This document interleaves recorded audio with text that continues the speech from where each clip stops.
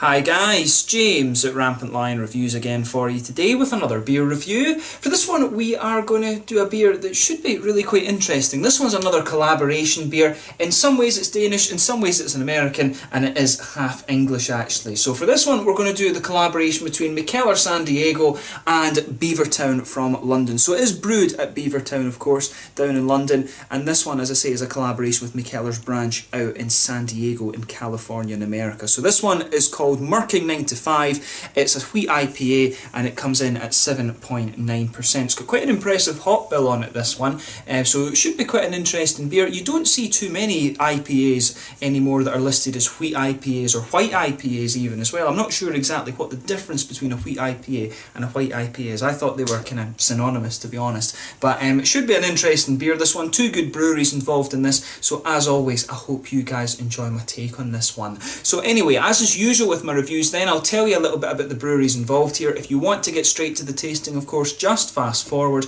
All the usual links are in the description below. That's the brewery websites, linked to my other reviews that I've done from Beavertown and from Mikkeller, of course. No doubt there will be more from both in the near future. There's all the usual social media. If you want to see more beer reviews, do please consider subscribing to the channel. The whole channel, of course, uses a geography-based tagging system, so you can go into the home page and search for beer based on country, city, state, county, prefecture, whatever it is you're interested in. Do check out the playlists of beers from different countries. There is one there for all the English beers that I've reviewed for you. There is one for the American beers and also one for the Danish beers as well. This one, I guess, would probably appear in all three of those. And as always, please do get in touch and let me know some of the other beers and breweries that you guys would like to see me review. It's always great to hear from you guys that are watching the videos, and the support that you show the channel is hugely appreciated. So anyway, to tell you a little bit about Beavertown first off then. So as I've told you before, Beavertown Brewery was established back in December of 2011 by Logan Plant and Byron Knight in the kitchen of Duke's Brewing Q in De Beauvoir in Hackney in London. And Beavertown, of course, is the old Cockney name that's given to this area of London.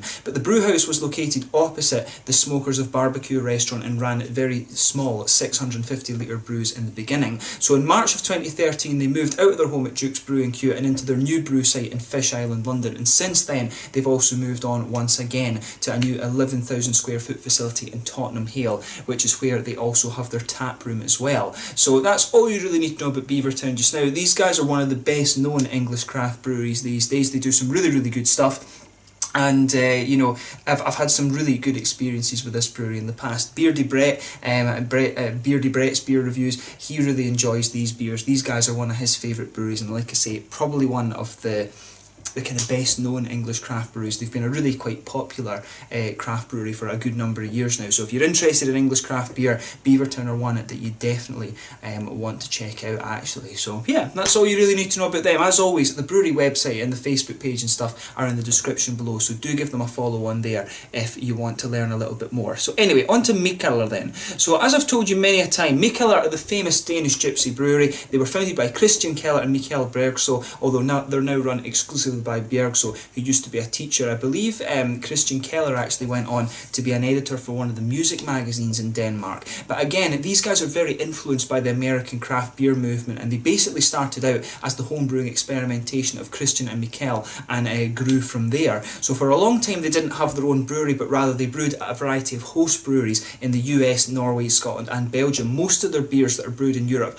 are brewed at the Proefbrouwerij in Lokriste Heifte, which is kind of near Ghent in Belgium. But their home base as such is the Mikkeller bar in Copenhagen, and they also have a collaboration bar with Toul as well, whose founders are actually former students of Mikkel's as well. They do some really damn awesome beers as well. But in April 2016 they actually took over AleSmith's former brewery in San Diego after they moved to a larger space, and then in 2017 they announced that they'll establish a second brewery at Citi Field, which is home of the New York City Mets in New York City as well. And they also now have a location in Copenhagen which is called Baghaven, and this is where they're experimenting with some sour beers as well. So they, in a way, I guess, they do kind of have three breweries now at this, and it's kind of interesting that they started off from being a gypsy brewery as well actually, but they've got various bars all over the place now. There's one in Barcelona, Berlin, Warsaw, Bucharest, Stockholm, Reykjavik, Tórshavn in the Faroe Islands, Tokyo, Seoul, Taipei, Singapore. They've got various locations throughout Copenhagen, of course. There's Brewed, which is that's next to the original Mikkeller bar. They've got the RampantLionReviews, which I still need to check out. That's somewhere that I really do want to go at some point in the future. And they've got bars in San Diego, various bars in San Diego these days actually, and also one in Bangkok, or two in Bangkok actually, in Thailand, which is kind of cool. But yeah, really well-known brewery these days, probably one of the best-known craft breweries in the world actually. Mikkeller aren't too far off the kind of some of the big American breweries, the better-known American breweries like Founders and things, in terms of being well-known. But they produce some really awesome beers.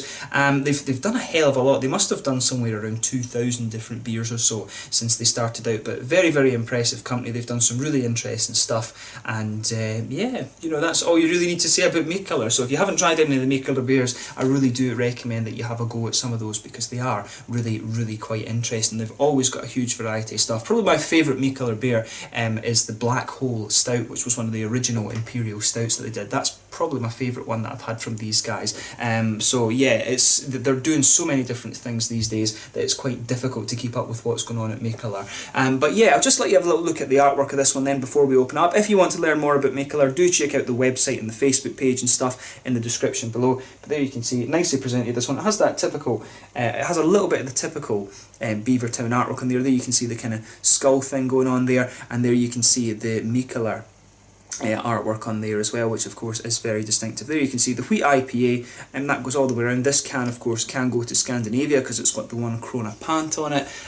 But yeah, wheat IPA, 7.9%. I do have the specs of this beer because I got them from the Beavertown website. So in this one, it's hopped with Columbus, Victoria's Secret, Mosaic, Brew 1, El Dorado and Citra, and it's got a malt base of Golden Promise, torrefied wheat, malted wheat, and also acidulated malt as well. So it should be a really interesting beer, this one. So without further ado, let's actually get it out and get on with the tasting. You know, there we are.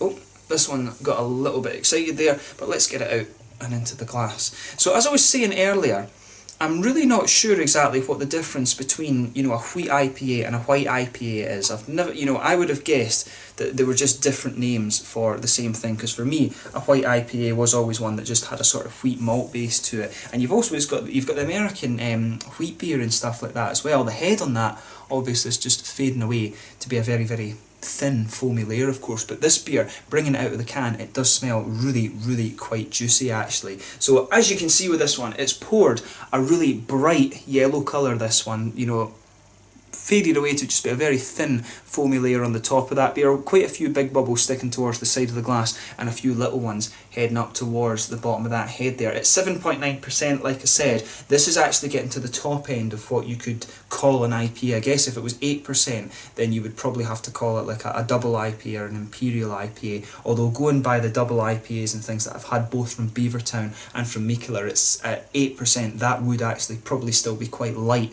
compared to some of the other ones that I've had from these guys. So yeah, you know, it looks pretty much as you would expect from a white IPA. You know, this probably could pass for like a New England IPA or something like that if you were simply looking at it. But let's take a closer look at the aroma then and just see how we get on with this one.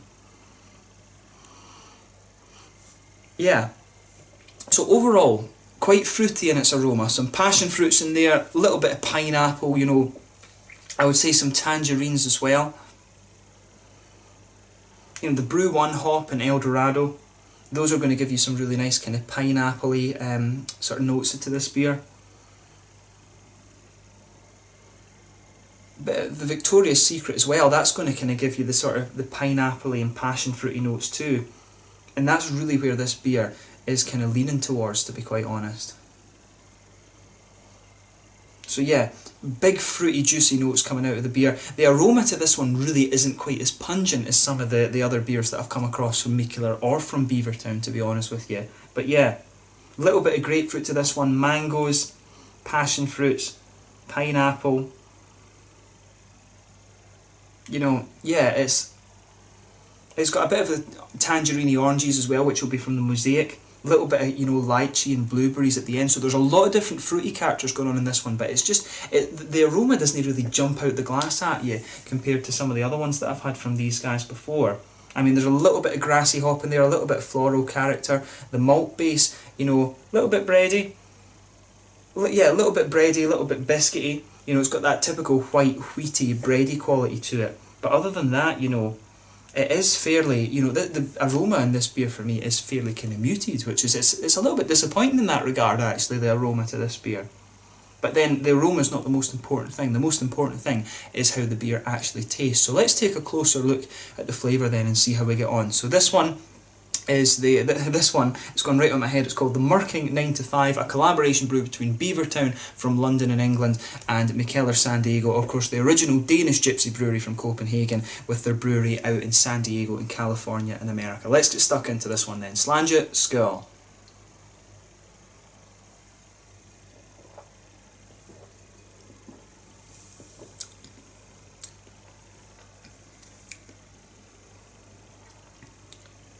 Yeah, I mean,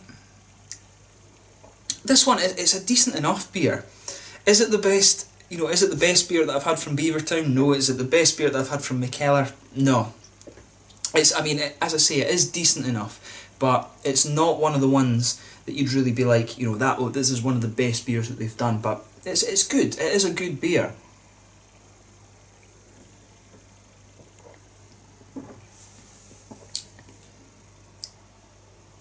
But yeah, I mean, I don't know with this one, it is almost a little bit more like, it's got the hoppy qualities that you expect from Beavertown, if you like, but it's just a little bit sort of unspectacular, to be honest. There's nothing particularly wrong with it, but when it's a collaboration beer like this, Beavertown have done some, really bloody good, like New England style IPAs and things. Mikkeller, you don't even need to really talk about the quality of their beer, to be honest. This one's just a little bit, it's just a bit disappointing for when these two guys have come together, that this beer isn't one that kind of blows your mind off a little bit, to be honest.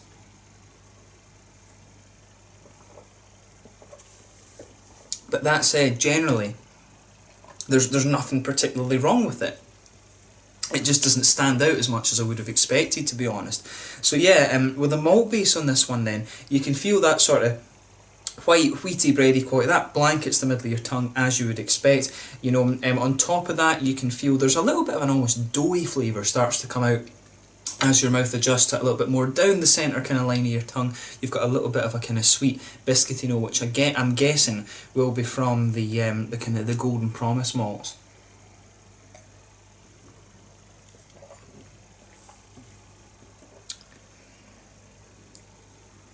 But yeah, I mean, overall, it's a decent enough beer. That as I say, there's nothing particularly wrong with it. But compared to what I know both breweries can do, it is just a little bit disappointing.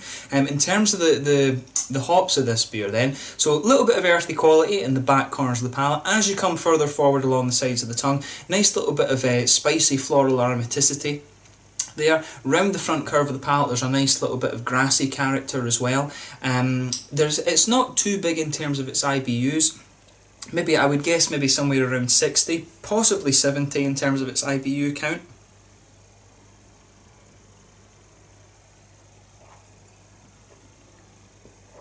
Yeah, probably nearer 70, to be honest with you. But yeah, on the fruity side of things, it does have a little bit of complexity to it. As I always say, the fruity characters of the beer come out just a little bit behind the front curve of your palate. So with this one, I would say, definitely it's the passion fruit that's really forming the base of this beer. So you can feel that just kind of sitting there on the front of your palate. There's definitely a bit of pineapple coming out as well. As I say, quite a few of the hops in this one, the Victoria's Secret, the El Dorado, the Brew one, these are all going to give you a mix of passion fruit. Some of them are going to give you pineapple as well in that, so you can definitely pick up these passion fruit and pineapple notes. There's a little bit of a tangerine orange comes out later on, and as you go further and further into the aftertaste, you get a little bit of the lychee from the Citra, and you also get a little bit of the kind of blueberry note from the Mosaic as well, which is quite interesting. There's probably a little bit of mango in there as well, to be honest.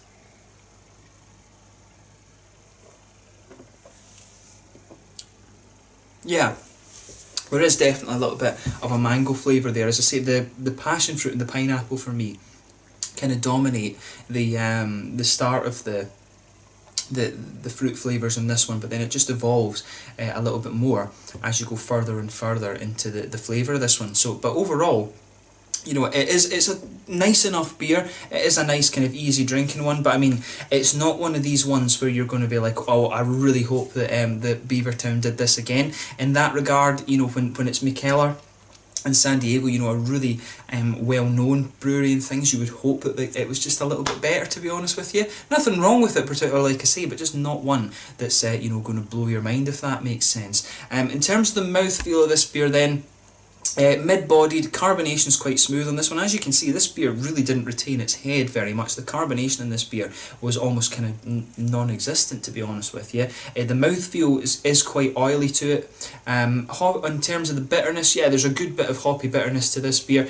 The malt base is quite smooth. There's a little bit of sweetness to it as well, but mainly quite a smooth malt base to this one. A lot of nice juicy fruit as well, and as I say, you know, nice hoppy bitterness. But overall, it's a nice enough beer.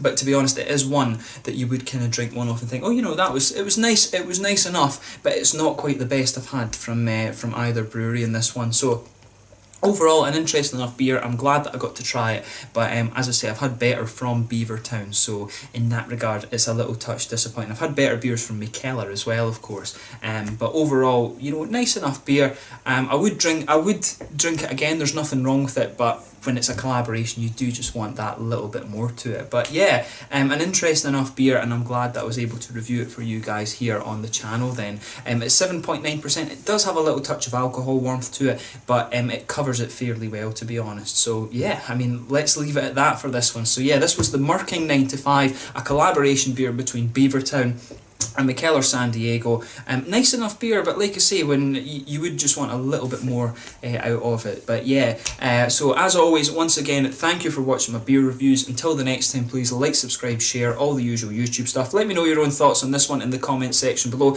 Let me know what your favourite beers are from Beavertown and from Mikkeller San Diego, of course. And, you know, we'll see how we get on. We'll go back to both of these breweries in the future, I'm sure. I've only reviewed one from Mikkeller San Diego so far, and that was the Beer Geek Brunch. So hopefully I can review a few more of their San Diego brewed beers. But I will be returning to Copenhagen at some point in the fairly near future, so you can look forward to that. But once again, thank you for watching my beer reviews. Until the next time, please like, subscribe, share, all the usual YouTube stuff. As I say, let me know your own thoughts on this beer in the comment section below. Let me know what your favourite beers are from both brewery, and you will see more reviews from both of these breweries in the fairly near future. So until the next time, Slange just now, and I will catch you guys very soon. Skål.